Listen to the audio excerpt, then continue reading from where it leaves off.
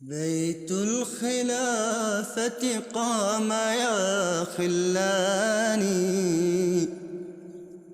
صرح مهيب ثابت الأركان، حصن حصين لا يضام نزيله، فاسعوا بعزم صادق الوجدان. بسم الله الرحمن الرحيم. أعزائي المشاهدين، السلام عليكم ورحمة الله وبركاته. أهلا بكم في أنشطة أمير المؤمنين لهذا الأسبوع، حضرة ميرزا مسرور أحمد الخليفة الخامس للمسيح الموعود أيده الله تعالى بنصر عزيز. في الأسبوع الماضي تشرف وفد من الواقفين نوم من بلجيكا بلقاء أمير المؤمنين أيده الله تعالى بنصر عزيز، كما حظي أعضاء فريق الوكالة الإضافية للتصنيف من الولايات المتحدة الأمريكية بلقاء حضرة أمير المؤمنين نصره الله. ونبدأ بلقاء يوم الأحد، حيث التقى أمير المؤمنين أيده الله تعالى بنصر عزيز بمجموعة من الواقفين الجدد من بلجيكا. السلام عليكم. في 31 من مايو أيار الفائت تشرف وفد من الواقفين الجدد من بلجيكا بلقاء حضرة الخليفة الخامس، وكانوا قد سافروا إلى بريطانيا خصيصا لحضور هذا اللقاء الذي عقد في إسلام آباد. وخلال اللقاء أتيحت لهم جميعا فرصة التعريف بأنفسهم. پھر کیا بننا تم نے؟ ایک جج بننا چاہتا جج بننا ہے، بیٹھ جاؤ. اچھی بات ہے. اچھا، پھر انصاف کرنا، جی لوگوں کے حق میں صحیح فیصلے کرنا ہے. جی. میرا نام رانا سفیر علی ہے اور میں ایک سیاستدان بننا چاہتا اچھا، جھوٹ نہ بولنا. سیاستدان تم بن جاؤ شک. ہوں. سیاستدان جھوٹ بڑا بولتے ہیں. سچ کے خاطر لڑنا ہے اور ہر ایک کو سچائی کا پیغام دینا ہے. ٹھیک ہے، پھر تو تم سیاستدان بن جاؤ. تو اس سے بہتر ہے تم جو گورنمنٹ سروس ہے نا، بیوروکریسی، اس میں جاؤ. پولیٹکس میں بعد میں آپ ہی آ جاؤ. پولیٹیشنس کو کنٹرول کرنے کے لیے بہتر ہے کہ سول سروس جو ہوتی ہے نا، گورنمنٹ سروس مسلم منسٹریز کی، اس کے لیے پڑھائی کرنے کی کوشش کرو، اس کا امتحان دو. ٹھیک ہے. جزاک اللہ.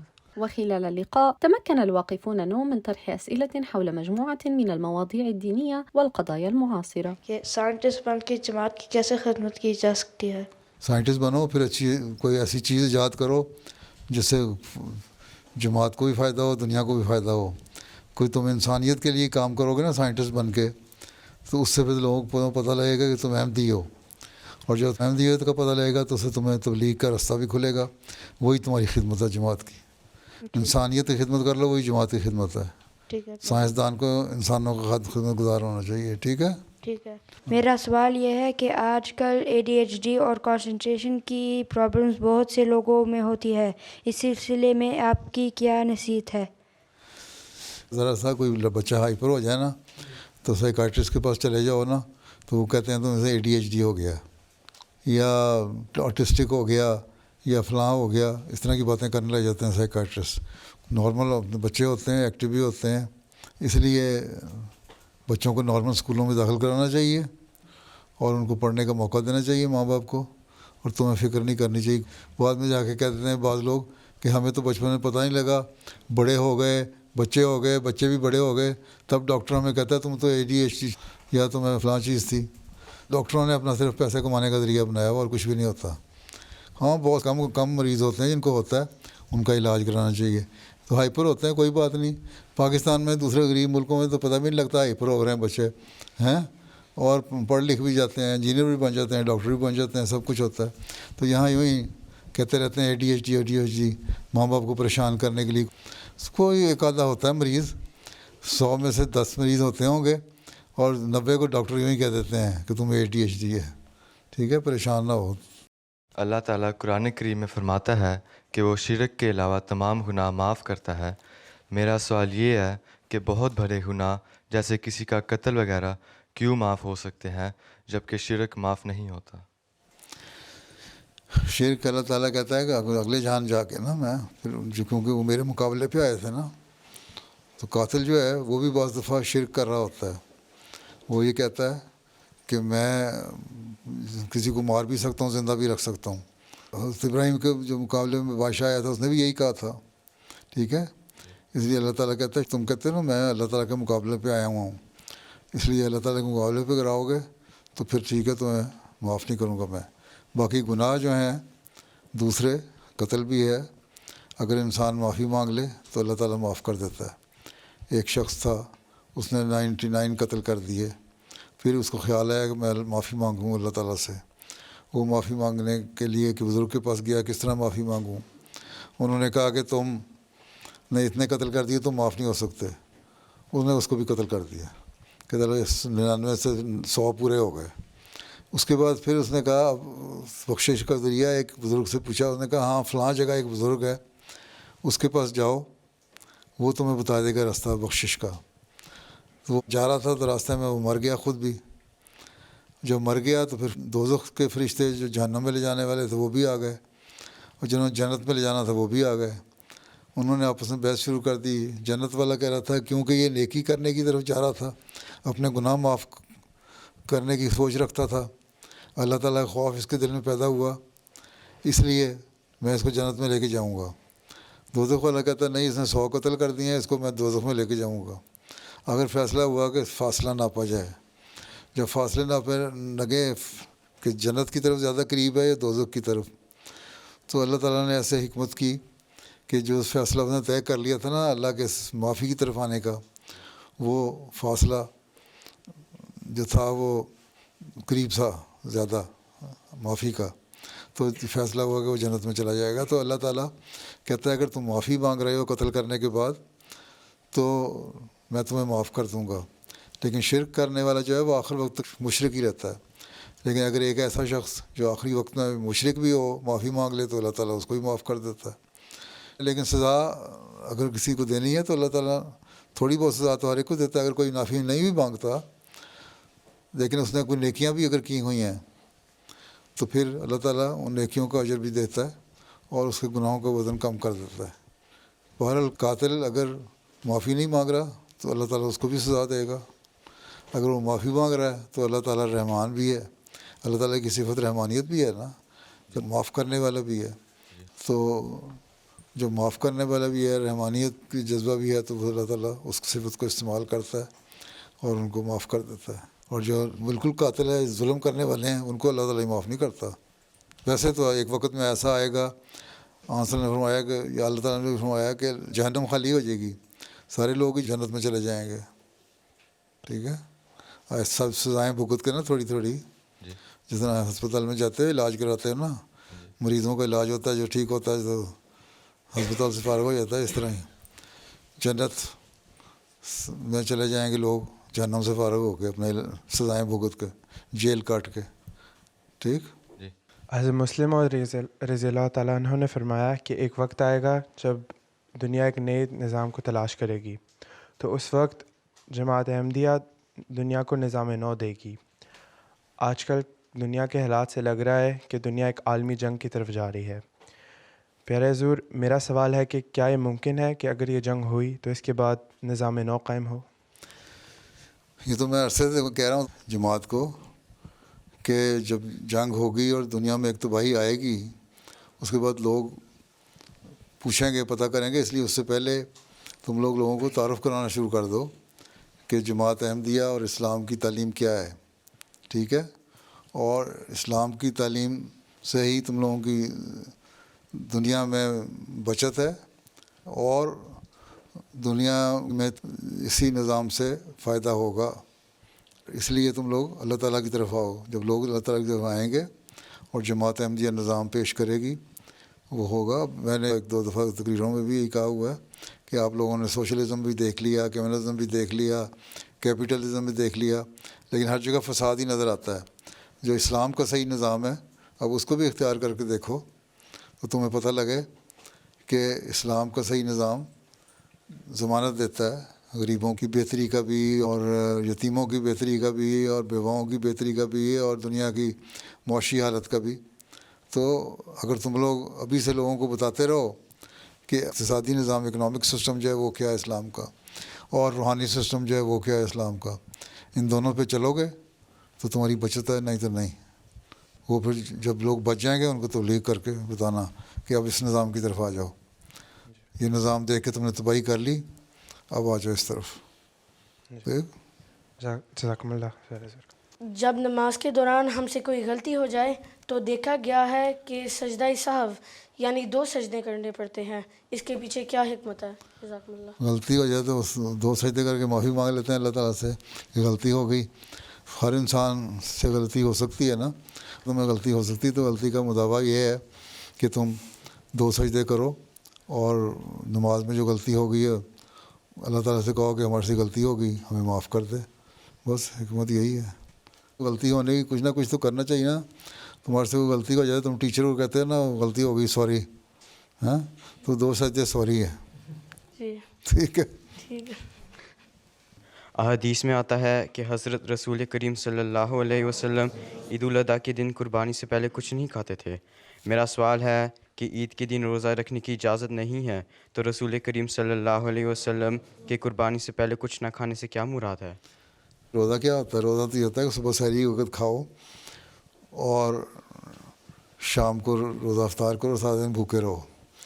تو حضرت صلی اللہ علیہ وسلم کی یہ سنت تھی کہ صبح عید کی نماز جلدی ہو جاتی تھی، عید الاضحیٰ کی، بڑی عید کی، بقرہ عید کی، اس کے بعد جو جانور ذبح کرتے تھے نا تو اس کے گوشت سے اس کو کھاتے تھے، افطار کرتے تھے کہ اس میں برکت ہے۔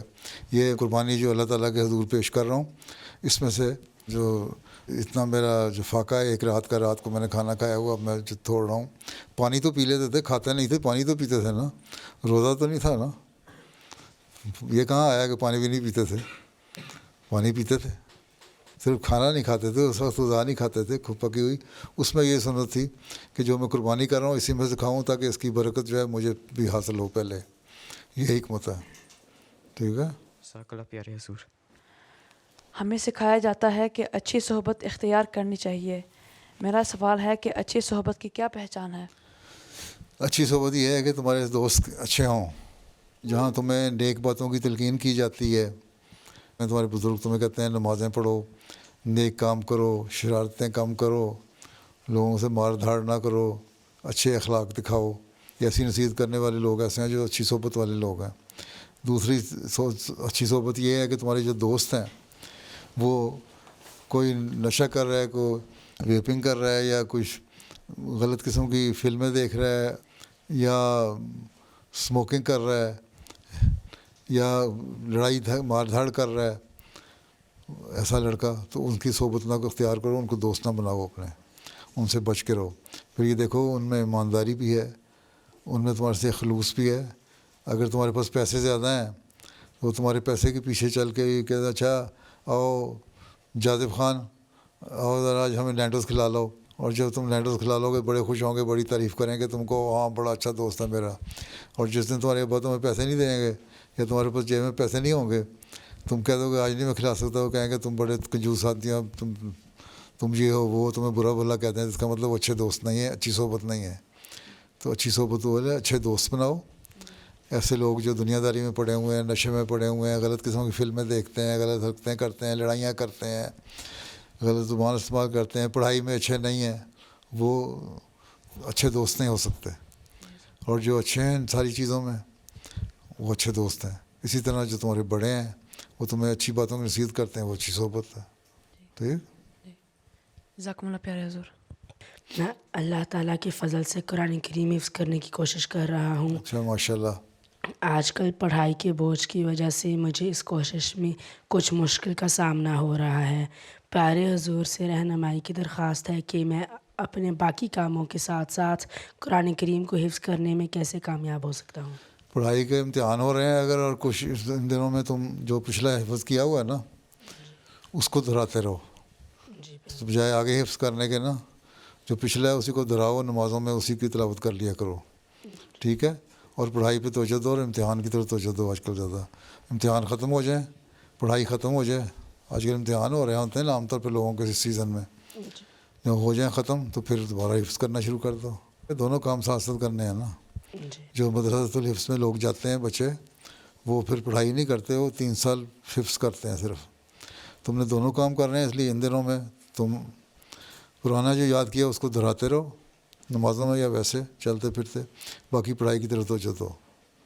اور آئندہ جو اگلا یاد کرنا ہے وہ امتحانوں کے بعد کر لینا، چھٹیوں میں۔ أتيحت للواقفين نو فرصة التقاط صورة مع أمير المؤمنين أيده الله تعالى بنصره العزيز، كما تلقوا منه أقلاما هدية. وفي الأول من يونيو حظي أعضاء فريق الوكالة الإضافية للتصنيف من أمريكا بشرف لقاء حضرة الخليفة الخامس أيده الله تعالى بنصره العزيز، وكانوا قد سافروا خصيصا لبريطانيا لحضور هذا اللقاء الذي عقد في إسلام آباد. وعند بدء اللقاء قدم وكيل التصنيف الإضافي السيد منير الدين شمس تقريرا عن الأعمال التي يقوم بها أعضاء الفريق الحاضرون.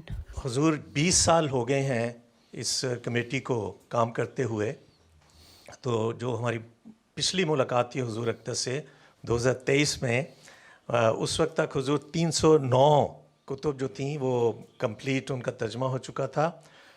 15.2 بنتی ہے ایوریج پر ایئر، اور حضور گزشتہ 3 سال جو بنتے ہیں، حضور سے جو ملاقات ہوئی تھی اس کے بعد سے اب تک 62 کتب کا ترجمہ کیا گیا ہے، اور 29 ہیں جن کے ٹرانسلیٹ کیا گیا، 33 ہیں جن کو فارمیٹ کیا گیا، اور اس طرح ان کی ایوریج جو ہے پر ایئر وہ 20.7 بنتی ہے. حضور روحانی خزائن اور ملفوظات کے بارے میں حضرت مسیح موعود علیہ السلام کی جو کتب ہیں ان میں حضور 76% کتابوں کا ترجمہ ہو چکا ہے، اور جو 93 ٹوٹل کتابیں حضرت مسیح علیہ السلام کی ان میں سے 71 کا حضور انگریزی ترجمہ شائع ہو چکا ہے، اور اس طرح 60% بنتے ہیں جو کہ صفحات کا ترجمہ کیا گیا. 14 کتب حضور ایسی ہیں جو کہ خلافت خامسہ سے پہلے جن کا انگریزی میں ترجمہ ہوا تھا. حضور اللہ تعالیٰ کے فضل و کرم سے جو حضور کے خلافت میں جو ترجمہ کیا گیا ہے کتب کا وہ 57 ہے. تو یہ حضور ایک میں سمجھتا ہوں بہت بڑی اچیومنٹ ہے الحمدللہ کہ اس دور خلافت نے 57 بکس کا ترجمہ کیا گیا انگریزی میں، جبکہ اس سے پہلے صرف 14 کتب تھیں جن کا ترجمہ ہو کر شائع کیا گیا تھا. وبعد التقرير أتيحت لجميع الحاضرين فرصة التعريف بأنفسهم وأعمالهم. باقی تو ہو گئی باتیں، آپ کی رپورٹ بھی سن لی، آپ سے باتیں بھی کر لیں، کام کر رہے ہیں، کیے جائیں، اللہ تعالیٰ توفیق دے. اور مزید جو آپ کہتے ہیں کہ 71 کتابیں آپ نے روحانی خزائن میں سے کر لی ہیں، تو باقی بھی مکمل کریں جلدی. جی انشاءاللہ حضور. ٹھیک ہے. جرمنی والوں نے تو سارے روحانی خزائن مکمل کر لیے جرمن زبان میں ہیں، اور اس نے پچھلے 10 سال سے انہوں نے شروع کیا تھا، اور آپ لوگ پچھلے 30 سال سے کر رہے ہیں، ابھی تک 71 تک پہنچے ہیں. اب ان کی ٹیم بھی آپ سے چھوٹی ہے. جی. عربی والوں نے بھی کر لی ہیں مکمل. ٹھیک ہے. جی. انگلش رہ گیا پیچھے. یہ چیلنج ہے آپ کے لیے. Assalamu alaikum, Hazur. As a member of the Tasneef team, in the past 6 months, on average, I have spent about 12 to 18 hours a week on Tasneef, but there have also been weeks where I spent a lot more time. Sometimes, because of deadlines and important Tasneef work, I end up having to put my schoolwork aside for later. Alhamdulillah, I've been able to maintain straight A's, and I am passionate about Tasneef work. My question is, should I finish my day's Tasneef work first before I start my schoolwork, or should I do my schoolwork first? Your first preference should be your studies. First you do your schoolwork, then Tasneef. First preference should be your school. After completing your studies, education, when you have some good degree in any of the subjects you want to achieve, then the extra time you can give to Tasneef. Anyway, as a tifl, as a young boy, you can give time to Tasneef, but the first preference should be your studies. You make a chart, a timetable, that on school days, normally here in the West, out of 365 days, only 175 or something days you go to school. The remaining 175 days are free. So you can give some time during those days to your Tasneef work. But when the school is in session, then you should give preference to your school. Okay? جی. ٹھیک ہے. Jazakallah. اس وقت ہماری امریکہ کی بچوں کی کتب کی team نوعمر بچوں اور نوجوانوں کے لیے کتب تیار کرتی ہے. लेकिन 10 साल से कम उम्र बच्चों के लिए कुतुब की कमी है। छोटे बच्चों के लिए कुतुब की ठीक है, आप कमी। तैयार करें, जी। आपको इतना जहन दिया अल्लाह ताला ने, फर्टाइल जहन है माशाल्लाह, तो उसमें आप खुद लिख दिया करें, तैयार करके दो मुझे, अच्छी बात है। तो सिर्फ ट्रांसलेशन करना तो काम नहीं है ना, तसनीफ़ का मतलब क्या है, इसका मतलब ये लिखो भी साथ, सिर्फ ट्रांसलेशन ना करो। तो आप लिख के दें, इंशाल्लाह बच्चों के लिए बनाएं छोटी छोटी किताबें, ठीक है। इंशाल्लाह। जज़ाकल्लाह। चलो फिर। وعند اختتام اللقاء أتيحت للحاضرين فرصة التقاط الصور مع حضرة أمير المؤمنين أيده الله تعالى بنصره العزيز، كما تلقوا منه أقلاما هدية. كان ذلك بعضا من أنشطة أمير المؤمنين أيده الله تعالى بنصر عزيز الأسبوع الماضي. أما الآن فمع مقتطفات لخطبة الجمعة الماضية التي ألقاها حضرته نصره الله من مسجد مبارك، مواصلا سرد وقائع من حياة المسيح الموعود عليه السلام تظهر صفاته العظيمة في التواضع، مقتضيا بنموذج التواضع للنبي الكريم محمد صلى الله عليه وسلم. نقدم لحضراتكم ملخصا لخطبة الجمعة الأخيرة التي ألقاها سيدنا أمير المؤمنين أيده الله تعالى بنصره العزيز في 5 من شهر يونيو حزيران، حيث تابع سرد مواقف من حياة المسيح الموعود عليه السلام تظهر عظيم تواضعه، ومنها أن المسيح الموعود عليه السلام كان يستقبل حتى أشد أعدائه الذين يأتون إلى بابه بلطف وكرم بالغين، بل إذا احتاج أحدهم إلى مساعدة مالية كان يعطيه أكثر مما طلب. وكان هناك رجل يعاني من اضطراب عقلي، نادى المسيح الموعود عليه السلام بأسلوب فظ جدا وقال له أن يسلم عليه بتحية السلام، ولم يبال حضرته بذلك وأجابه فورا السلام عليكم.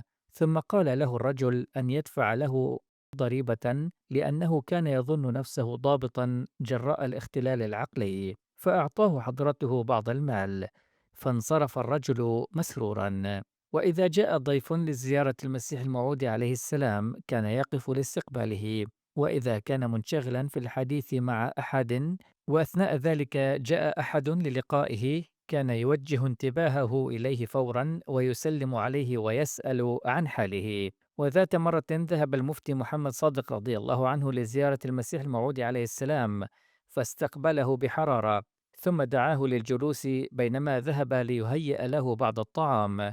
وكان المفتي يظن أن المسيح الموعود عليه السلام سيأمر أحدا بإحضار الطعام، وبعد وقت قصير خرج عليه السلام حاملا بنفسه صينية الطعام وقدمها للمفتي وقال له أن يأكل بينما يذهب ليحضر له بعض الماء. عند ذاك انفجر المفتي محمد صادق بالبكاء وتساءل: إذا كان المسيح الموعود عليه السلام يعاملنا بهذه الصورة فإلى أي مدى ينبغي لنا أن نكون لطفاء ورحماء بيننا؟ ويروي المفتي محمد صادق أنه كان يحمل ذات مرة إناء ويبحث عن ماء للوضوء، فرآه المسيح الموعود عليه السلام وأخذ الإناء منه وجلب له الماء بنفسه.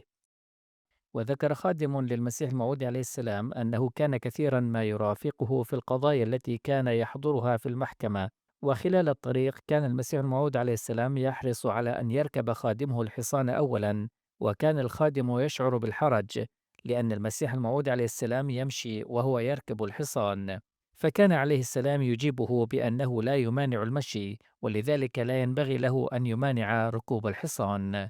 وذات مرة رافق المسيح الموعود عليه السلام جنازة وفي المقبرة، وبينما كان القبر يجهز جلس جانبا على الأرض منتظرا، فسارع أحد الصحابة إلى فرش بساط في ظل شجرة كبيرة ودعاه للجلوس هناك، فذهب عليه السلام وجلس في الظل، ولما رآه الناس بدأوا يجتمعون حوله، وهو بدوره كان يعرض عليهم الجلوس على البساط. وفي النهاية انتهى الأمر بأن جلس عليه السلام نفسه على التراب بينما كان أتباعه يجلسون براحة على البساط تحت ظل الشجرة دون أن يلاحظ أحد بذلك لكثرة الناس. في أحد الأيام وصل المسيح الموعود عليه السلام إلى كابورتلا فجأة في عربة تجرها الخيول لأن القطار لم يكن يتوقف هناك، ثم ذهب إلى مسجد غير أحمدي وأرسل إمام المسجد ليبلغ حضرة منشي ظفر ومنشي أرورا رضي الله عنهما بوصوله، وعندما سمعا بذلك لم يصدقا أن المسيح الموعود عليه السلام موجود في مسجد غير أحمدي. وعندما وصلا إلى المسجد وجدا المسيح الموعود عليه السلام مستلقيا على الأرض، ولما سئل لماذا لم يخبرهما بوصوله أجاب بأنه فقط يفي بوعد قديم قطعه لهما بزيارة كابورتلا. وكان المسيح الموعود عليه السلام يلتقي الناس متبسما ويستمع إلى كل ما يريدون قوله، وكان كل أحمدي يشعر أنه يستطيع الذهاب إلى المسيح الموعود عليه السلام ويفضي إليه بهمومه وأحسانه. وكان عليه السلام يصغي باهتمام شديد ويرد بعناية ولطف بالغين. وذات مرة أراد شخص أن يضع جبهته على قدمي المسيح الموعود عليه السلام، فرفعه عليه السلام وقال إن هذا العمل غير مناسب وأن تحية السلام تكفي. ذات يوم جاء إلى مسجدنا شخص يحب الدراويش والزهاد وأصحاب الزوايا ويبدي الإعجاب بهم، فاستغرب جدا حين رأى الناس يتكلمون مع حضرته بحرية تامة، فقال لحضرته: لا يراعى الأدب في مسجدكم حيث يتحدث الناس معك دون أي تردد أو خوف. فقال حضرته: ليس مذهبي أن أجلس فظا غليظ القلب حتى يخافني الناس خوفهم من السباع، إنني أكره أشد الكراهية أن أكون وثنا، إنما أتيت لأكسر الأصنام لا أن أكون صنما يعبدني الناس. الله أعلم أني لا أفضل نفسي على الآخرين أدنى تفضيل، فأنا لا أرى خبيثا وعابد صنم أكثر من المتكبر، فالمتكبر لا يعبد أي إله وإنما يريد أن يعبد هو.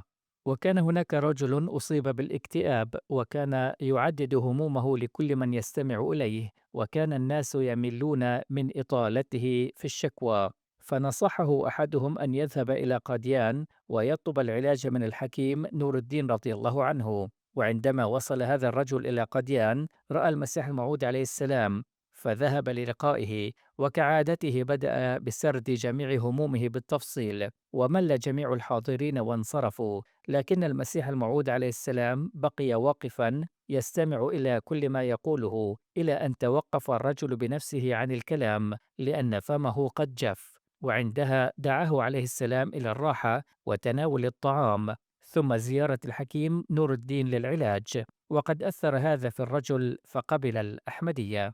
يقول المسيح الموعود عليه السلام: إن من الشروط التي يجب على أهل التقوى أداؤها أن يقضوا حياتهم بتواضع ومسكنة، هذا فرع من التقوى نحارب به الغضب في غير محله، ذلك أن اجتناب الغضب في غير محله هو المرحلة الأخيرة والأصعب لكبار العارفين والصديقين، فالعجب والغرور يتولدان من الغضب، وبالمثل فإن الغضب في بعض الأحيان يكون نتيجة للزهو والغرور، إذ ينشأ الغضب فقط عندما يظن المرء أنه أفضل من غيره. إنني لا أرضى بأن يعد بعض أفراد هذه الجماعة أنفسهم أفضل من سواهم، أو أن يفاخر أو يزدري بعضهم بعضا. الله أعلم بمن هو أعظم ومن هو أصغر. إن هذه النزعة نوع من التحقير الذي يتضمن الازدراء، وأخشى أن ينمو هذا الازدراء نماء البذرة ويهلك صاحبه. إن بعض الناس يلتقون كبار القوم بفائق الاحترام، ولكن الكبير من يستمع إلى المسكين بمسكنة وتواضع، ويواسيه ويقيم لحديثه وزنا، ولا ينطق بما يستفزه ويؤلمه. يقول الله تعالى: ولا تنابزوا بالألقاب، بئس الاسم الفسوق بعد الإيمان، ومن لم يتب فأولئك هم الظالمون. فلا ينادي بعضكم بعضا بما يستفزه، فإن هذا دأب الفساق والفجار. إن الذي يستفز غيره لن يموت حتى يتعرض لمثله، فلا تحتقروا إخوانكم، فما دام جميعكم تنهلون من نبع واحد، فما يدريكم أيكم أكثر حظا من هذا الشراب. لا يكون أحد مكرما ولا معظما بحسب القواعد الدنيوية، إنما كبيركم عند الله التقي، إن أكرمكم عند الله أتقاكم، إن الله عليم خبير. وفي ختام الخطبة دعا أمير المؤمنين نصره الله أن يوفق الله الجميع للتحلي بالتواضع، وأن يجعلنا من الذين يعملون بتعاليم الإسلام الحقيقية ويؤدون حقها. هكذا نأتي إلى نهاية نشرتنا، كما يمكنكم متابعتنا على العناوين الظاهرة أسفل الشاشة. وإلى أن نلقاكم في أنشطة جديدة، لكم مني أطيب الأمنيات، والسلام عليكم ورحمة الله وبركاته. بيت الخلافة قام يا خلاني